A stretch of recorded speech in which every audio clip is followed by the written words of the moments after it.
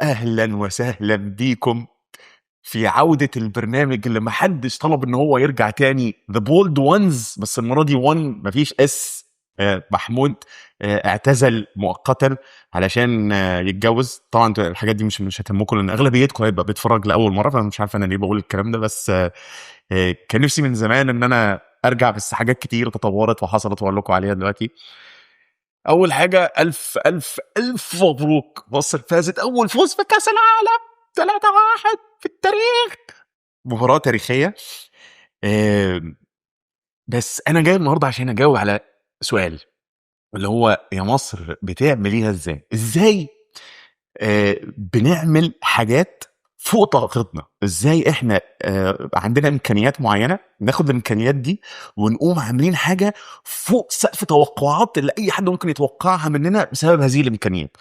آه، مبدئيا كده الحل هي في القله مش في الوفره.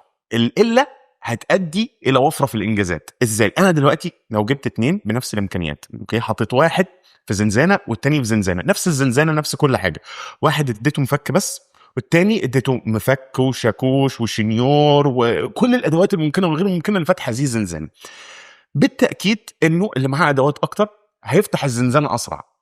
ولكن الحل الاكثر كرياتيفيتي هيطلع من اللي معاه المفك بس.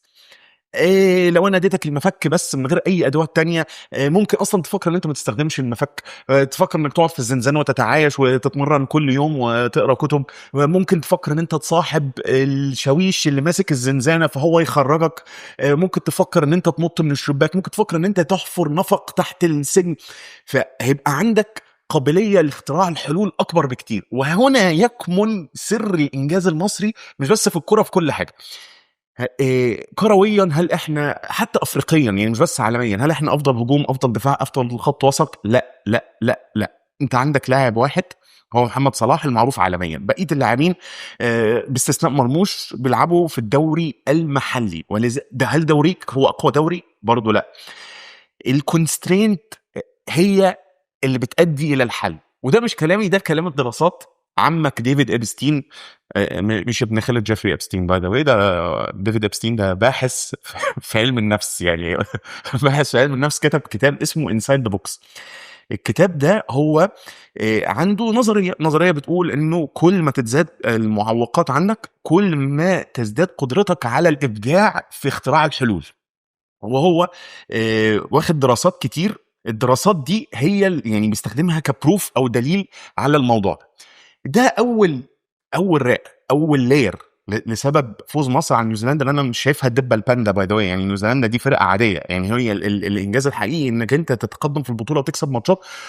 فكره انه الانسان المصري الدي ان ايه بتاعه متعود على الانجاز رغم الصعوبات، دي حاجه هتفضل موجوده معانا حتى لو خسرنا في البطوله دي وخرجنا من ايران 7-0. لن ينفيها فوز في الكوره او خساره في الكوره. الرأي التاني بقى اللي بيخليك تتفوق اكتر واكتر هو رأي الاوداسيتي. ايه هي الاوداسيتي؟ الاوداسيتي انا ما لقيتلهاش ترجمه بالعربي، بس هي الاوداسيتي ترجمتها مش بلغه الشارع، هي مش ثقه في النفس، لا هي جحود، هي فجور، هي انا لما دورت لها على ترجمه لقيت ان هم بيقولوا ان هي الثقه في النفس غير مبرره بالواقع. مين النموذج للموضوع ده؟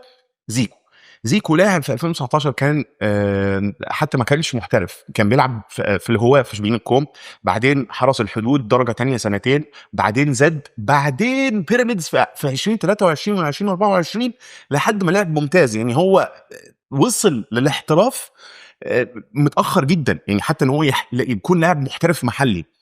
ومع ذلك عقلية زيكو هي دي العقليه اللي انت تحتاجها عشان تنجز. ليه؟ لان هو مثلا هقول لك اديك مثال، في هوليوود معروف انه ليس الاكثر موهبه، مشهور الكلام ده ما بين التالنت مانجرز في هوليوود، في الوينر بيسموها الوينرز سيركل.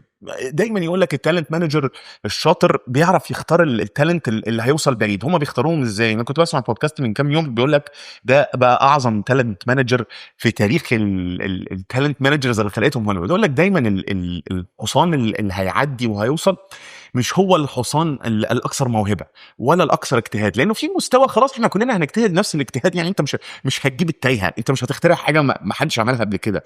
على مستوى الموهبه برضو المواهب في مرحله خلاص الموهبه ما تبقاش مهمه. الاهم من الحاجتين دول هي الثقه في النفس الغير واقعيه، الاوداسيتي انك توري الناس ان انت جامد مع انك ممكن تكون واقعيا حاليا مش جامد. رحت دورت على فيديو لزيكو ولقيت فيديو لزيكو، انا عايز اسمع لكم الفيديو عشان تشوف بس العظمه بتاعت بص لعيب جاحد لا يهتم ولا يأبه لشيء. ويوريكوا ده في الماتش ان هو الفرقه متعادله، منتخب متعادل 1-1 مع نيوزيلندا، اوكي. فجاه اوت اوف نو وير لعبه اتردت من عندنا، وصلت زيكو، وصلته الكوره. اي لاعب تاني ما عندوش الاوداسيتي دي هيعمل ايه؟ هيلف بوشه ويحاول يحطها لصلاح، او هيخش هيقطع ويشوط. زيكو على وضع الحركه راح عاملها بكعبه لصلاح وشايط. ما يعملش الحركه دي الا واحد عنده ثقه في النفس عمياء وملهاش دعوه باي حاجه في الواقع. انا عايز اسمعكم الكلام اللي هو قاله. بص بقى، دي من ملعب اون تايم، فانا هلعبها اوديو علشان ما اعرفش اليوتيوب هيعمل ايه في الموضوع. اوكي، هتلعب على انستجرام. اوكي، خلينا نشغل اوديو. جدا، يعني أبرد مما تتخيل. يا اسطى في ايه يا اسطى؟ شخص في الكرة بارد جدا، يعني أبرد مما تتخيل. ولا يفرق معاه حاجة. يعني أنا أصلا هي كورة، أنا ليا إيدين وليا رجلين وأنت ليك إيدين وليك رجلين. هي بقى أنت وموهبتك يعني. بس ما اقدرش اقول حاجه دلوقتي. الكلام اللي انا بقوله ده، انا ليه بقوله اصلا؟ اولا فكره ان انت تقعد تتفرج على حاجه وتفرح ومصر فازت 3-1 على عينه وعلى الراس، وهو شيء مهم، لان انت محتاج انك انت تفرح بالحاجات دي علشان تعرف تستمر في الحياه، وحاجه حلوه. بس مهم جدا انك انت تاخد من الحاجات دي دروس مستفاده.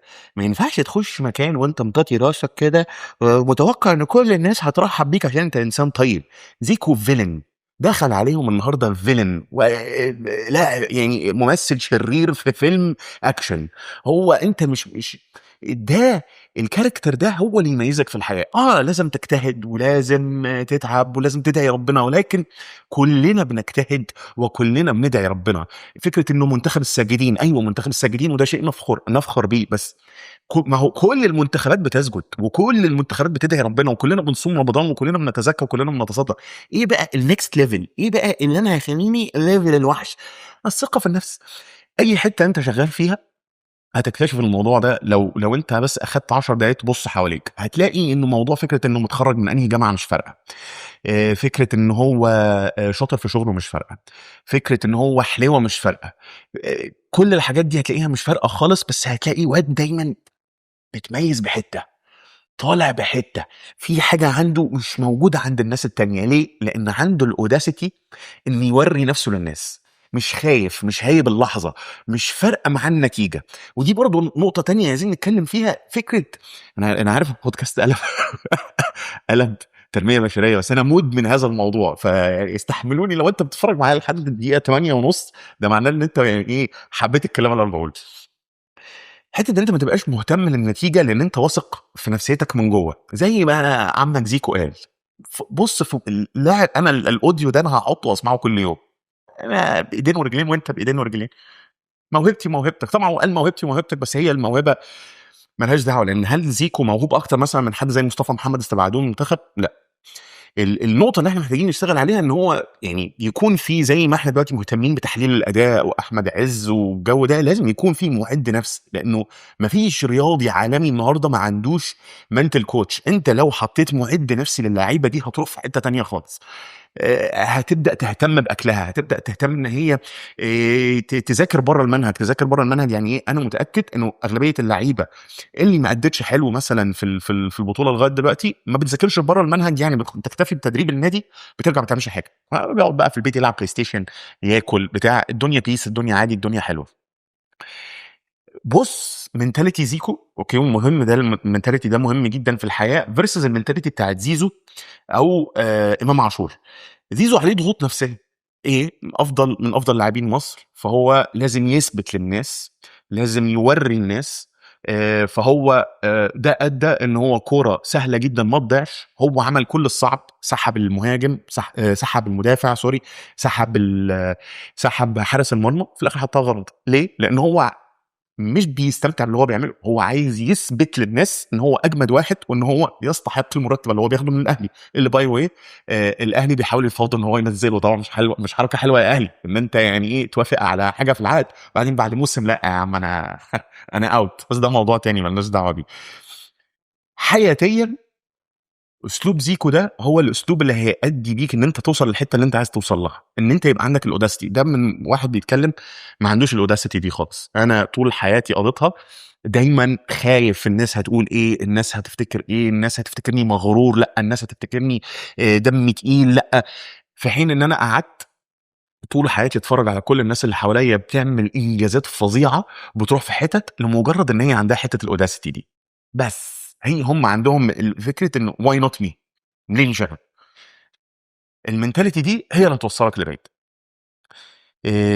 نهايه خلاص كده خلصنا. يا رب ما يبقاش فيه الهانج اوفر بتاع الفوز على ماتش ايران زي ما حصل في الشوط الاولاني. طبعا انا نفسي اعرف حسام حسن قال لهم ايه بين الشوطين. انا عايز اخد الاوديو ده واسمعه كل يوم الصبح. يعني لو حد يقدر يسرب لي الاوديو اللي قاله حسام حسن بين الشوطين، انا عايز حد يبعته لي. ده هيبقى الموتيفيشنال فيديو بتاعي لحد اخر السنه. انا هسمع ده واروح الجيم كل يوم الساعه 6 الصبح اكيد.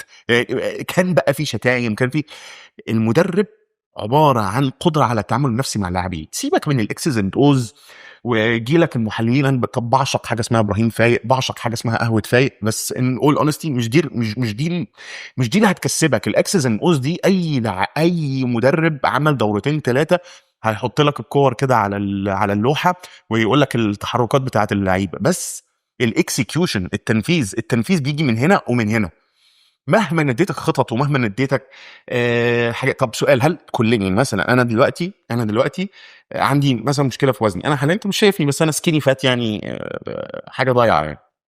هل انا ما عنديش المعلومات بتاعه ازاي اخس؟ لا عندي. مشكلتي في التنفيذ.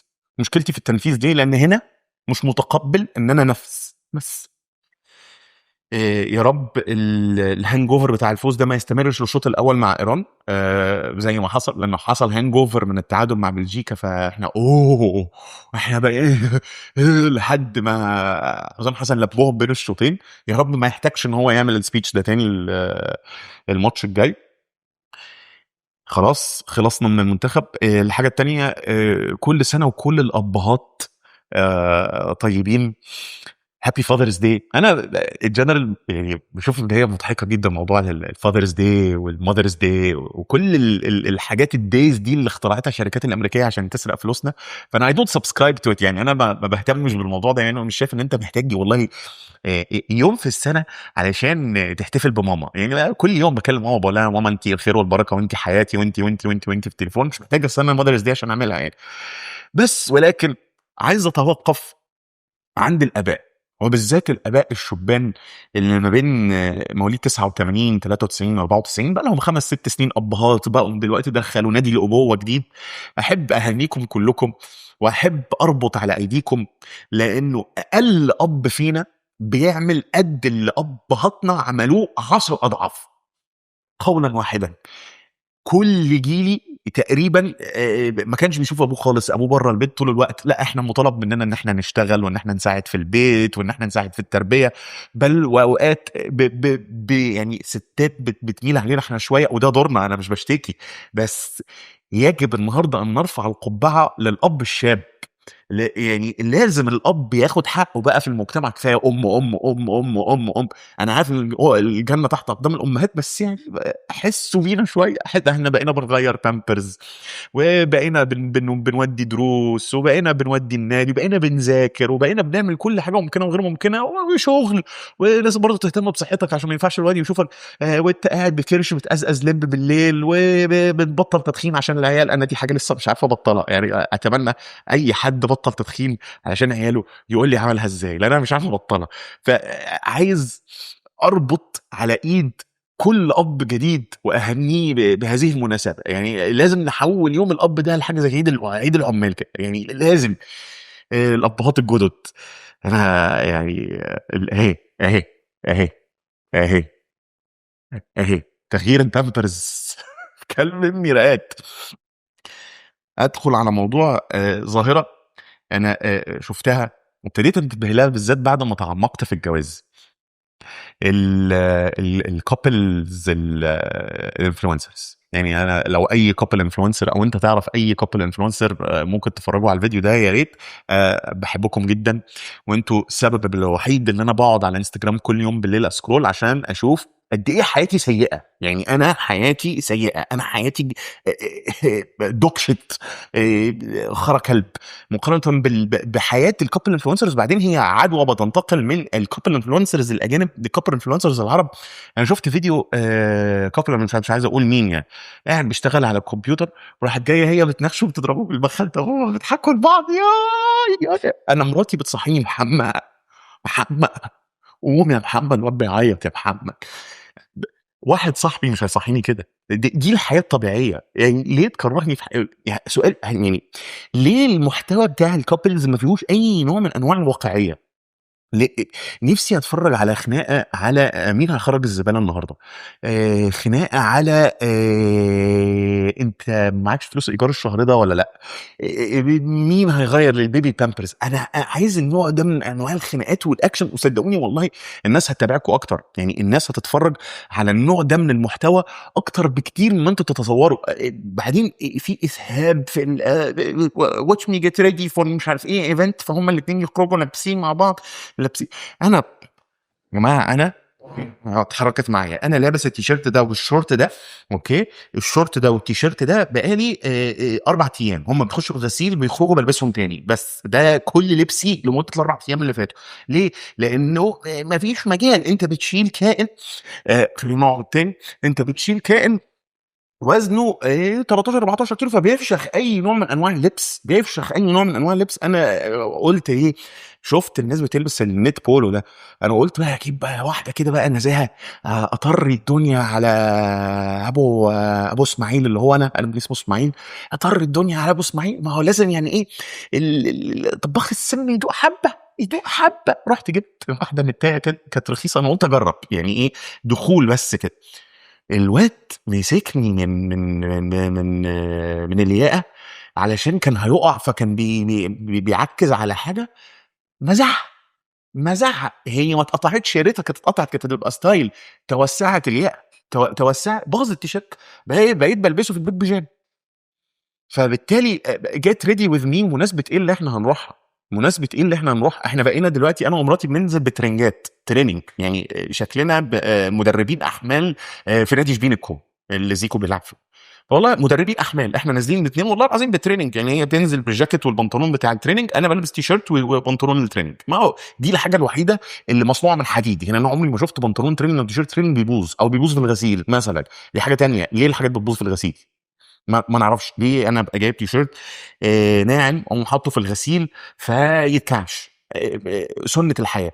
فيا ريت الكابلز انفلونسرز يدونا جانب من الجانب المشرق. وبعدين خلوا بالكم الدراسات. بص بقى انا ايه، انا يعني نيرد، فالنيرد دايما بيديفولت تو ريسيرش.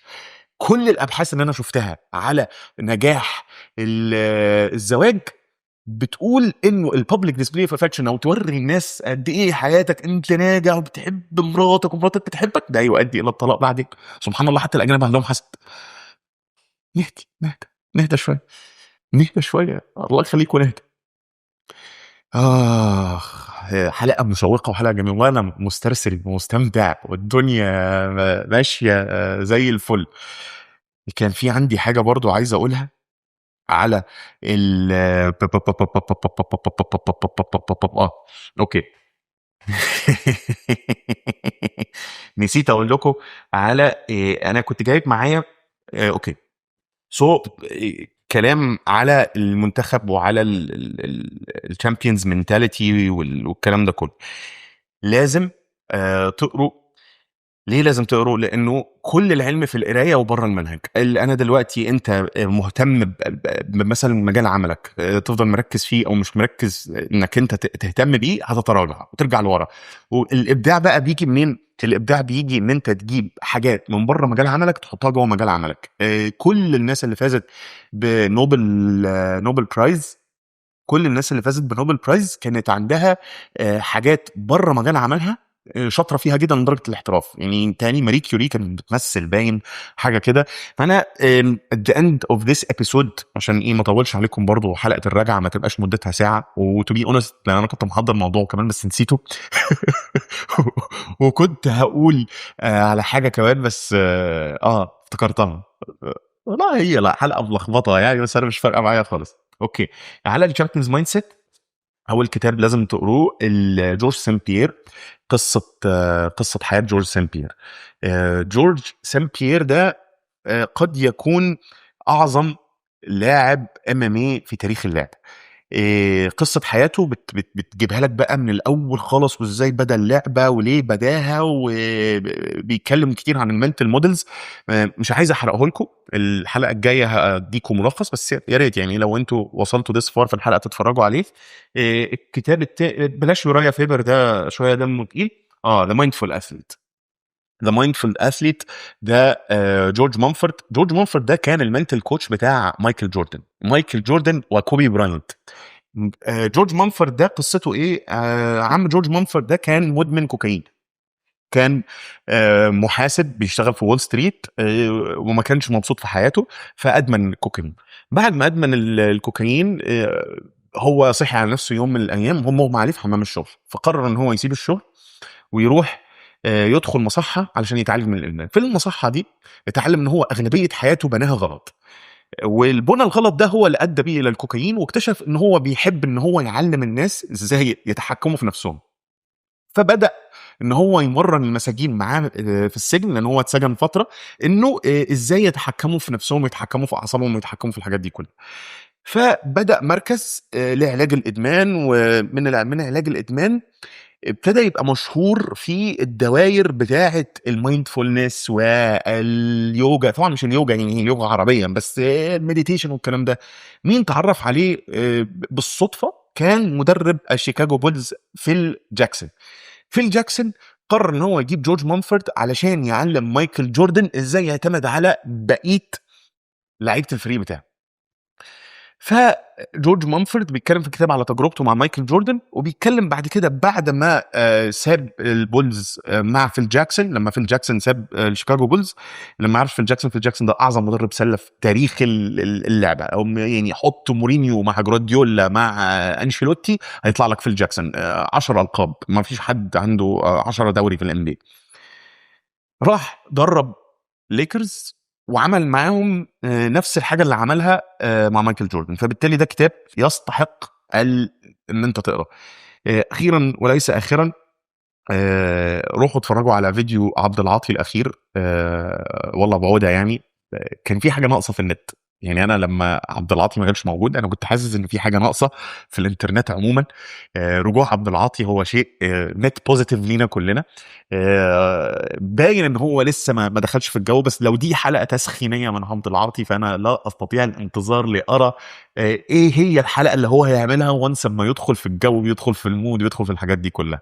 فانا مبسوط يعني، من اكتر الحاجات اللي بسطتني يمكن ايكولي لل3-1 على نيوزيلندا، اللي هي ما هياش الدبه الباندا علشان ما نزيدش في الموضوع. خلاص فرحه النهارده ومن بكره نرجع تمرين. هي عوده عبد العاطي، انا مبسوط جدا بعوده عبد العاطي. and with this being said شكرا لمن اتفرج على الفيديو للاخر. انا مبسوط جدا ان انا رجعت، وان شاء الله يعني يا اما اخر الاسبوع حلقه تانية يا اما الاسبوع الجاي هنشوف بقى نظبط موضوع السكيدجولز.